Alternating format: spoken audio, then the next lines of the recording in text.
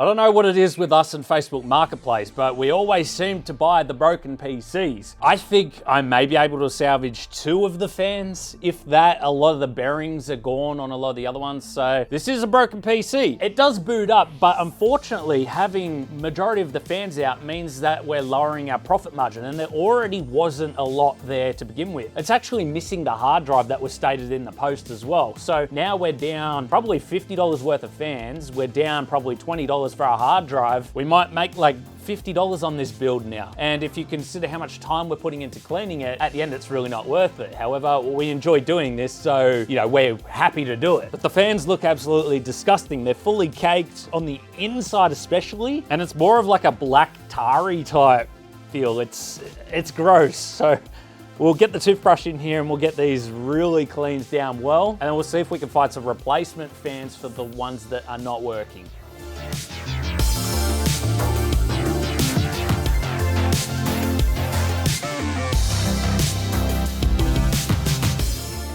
Now the fans are a tricky one. I wanted to see if I could reuse some of them. However, after cleaning them, I did actually try and put some extra grease and stuff in the ball bearings, but unfortunately, it wasn't enough to recover any of them. So we are gonna have to chuck all of these out because I don't want to put any fans in there that are half working. I really want them to be working for optimum efficiency, especially since I'm selling it as well. If it was my own personal PC, I could keep an eye on these, use them out until the end of life and then swap them over. But we're gonna put some brand new fans in there. These did clean up nicely, but unfortunately, they're no good. Now the case itself is actually in a pretty good condition. The worst part of it is being this rear fan grille here. The fan, it's bringing air through and of course pushing all of that dust on all of this mesh, and so it's no wonder that it is looking really bad, really sticky as well. Apart from that, we just have general wear and tear around the case, which is expected for a case that is this old. And then we also have the spider webs which are around the case as well. So hopefully while we're cleaning this out, we do not find any spiders or anything that is alive inside this case. So we'll start off with the hose and then we'll give it a nice deep clean.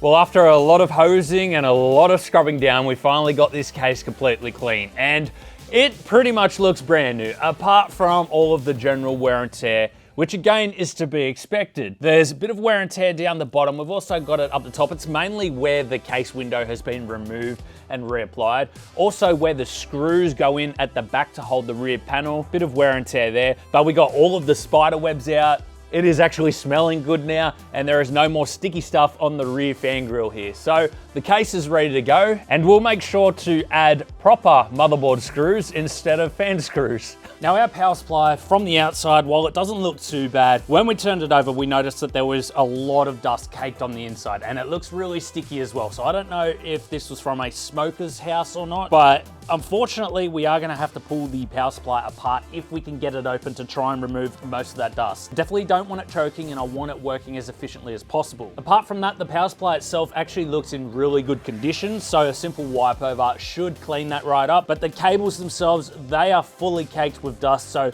I'm actually gonna give them a bit of a bath as well, get them completely clean, remove all of that staining from the outside as well, and this should be looking as good as new.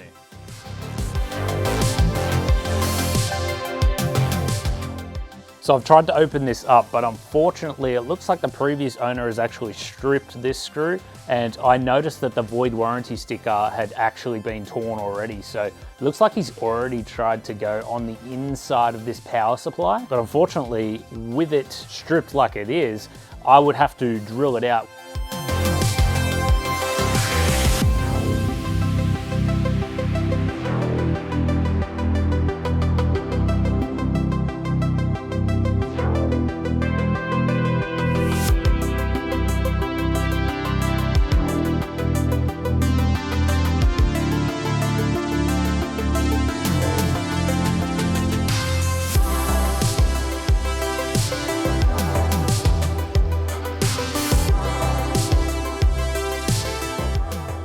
Now, if you guys have watched any of our previous cleaning videos, you know I don't really like to open up the power supplies. They could be very dangerous. However, when I tried to blow out all of the dust from the inside, there was still so much caked on there. So we ended up drilling one of the strip screws so that we were able to take it apart. We got it completely clean. There was so much dust inside, so many spider webs, but you wouldn't be able to see a single speck now. So I'm really happy with the end result of this. I'm hoping that it's given some extra life to this power supply. I think that with the graphics card being face down, it's actually managed to escape a lot of that dust, because this side actually looks pretty clean. We've got a little bit of a spider web on there, but that's not a big issue. The major issue is when we turn it around. It is fully caked, full of dust, so I don't know if this PC was sitting there for a while and dust just settles on top. You know, how things in garages and stuff get really dirty. But it's also gotten through all of the little holes on there, so it's all over the PCB as well. The IO doesn't look too bad, a little bit of dust in there, but that's nothing that the toothbrush can't get out. So we're gonna have to fully strip this out to give it a good deep clean with some isopropyl alcohol.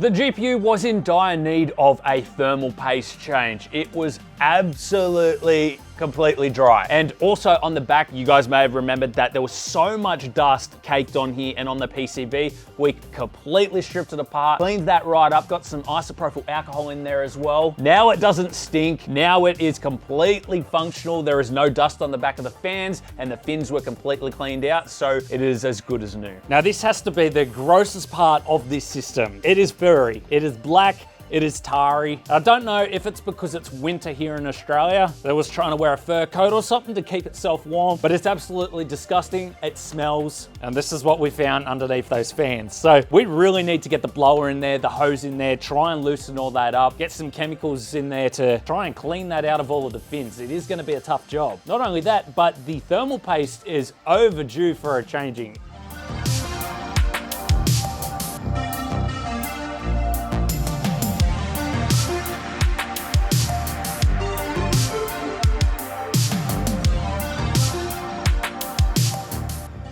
Now the liquid cooler looks to be in really good shape after it's cleaned. There is a little bit of staining on the inside, and that's to be expected with how much dust was caked on here. It was sticky, it was grimy, but we got the toothbrush in there, removed as much as we could. We got the hose through all of the radiator fins, and that removed everything. Not a lot we could do with the leftover staining. However, just by removing all of that dust, we now have free airflow to go straight through the radiator fins, which means much more efficient cooling. Our motherboard here looks to be in a fairly good condition. Of course, we have dust everywhere. That's naturally from falling. It's all over the heat sinks, all over the RAM slots, even over the PCIe slots, and down here where all of the connectors connect to the motherboard. Even the rear I/O, it has dust all in between it and settled on the top, and it feels a little sticky as well. But the interesting thing that I found with this motherboard, I don't know why this was done, is that there was a fan screw used up the top and a fan screw used down the bottom to try and connect this to the case. I don't understand why they used a fan screw, because it wasn't even screwed into the standoff. Yes, the motherboard was actually bent out because of how far in the fan screw was pushing it off of the standoff. Yeah, I don't know. That's a little weird to me. The CPU itself looks pretty good. However, we do have that crusty paste on there. Again, it does need a fresh application. And the RAM sticks themselves, they're in the two wrong slots. It should actually be in the second and the fourth slot, but that's not an issue. We could get that switched around. Apart from that, it just needs the toothbrush in all of the gaps to remove a lot of that dust.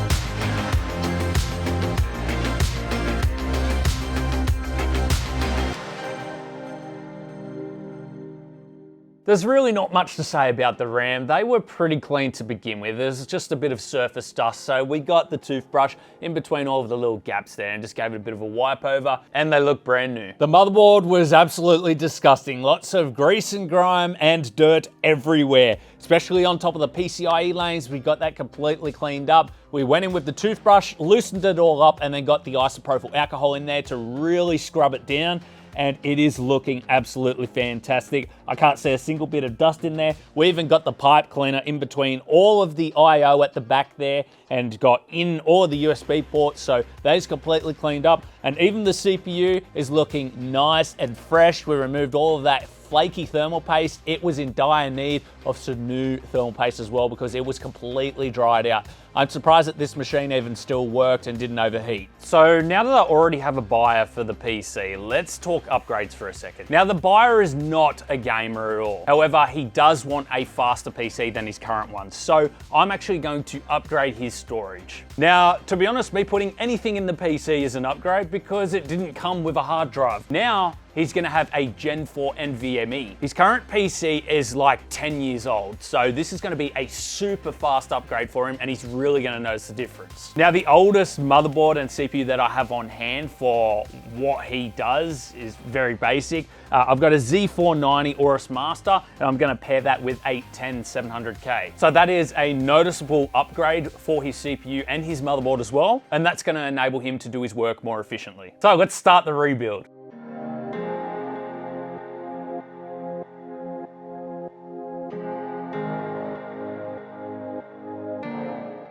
New DDR4 RAM as well.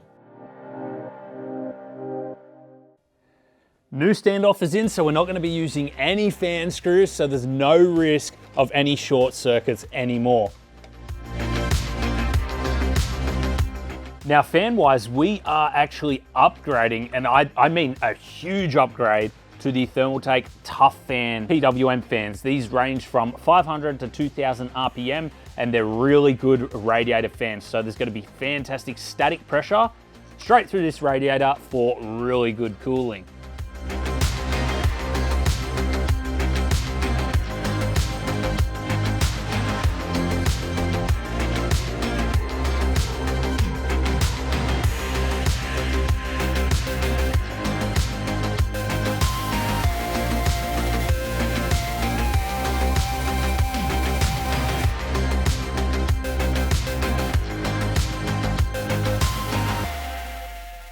Now, I'll be the first person to say that when I think of a 980 Ti, I don't expect to pair it with a 10700K. The hardware is 5 years apart. However, for his purpose, he's not really utilizing the GPU for much at all, but by including the GPU, he actually has the ability to set up a multi-monitor setup for his work if that is what he wants to do. And he's not really a gamer. However, if he does want to try out some games, I was able to play games like PUBG, Fortnite, Grand Theft Auto. For example, in PUBG, I was actually at 1440p high settings. The GPU only hit 71 degrees, CPU only hit 53 degrees, and we were achieving 90 FPS. So the CPU and the GPU are actually working together surprisingly well. Now in GTA 5 1440p, I was getting an average of 123 FPS. The GPU was at 68 degrees Celsius, while the CPU was at 53 degrees. Again, just showing us that this GPU and CPU actually work quite well together. I'm so glad we were able to fix up this machine. Yes, we didn't make much profit on it because of all of the broken parts. However, it is going to a good home now in a very good condition.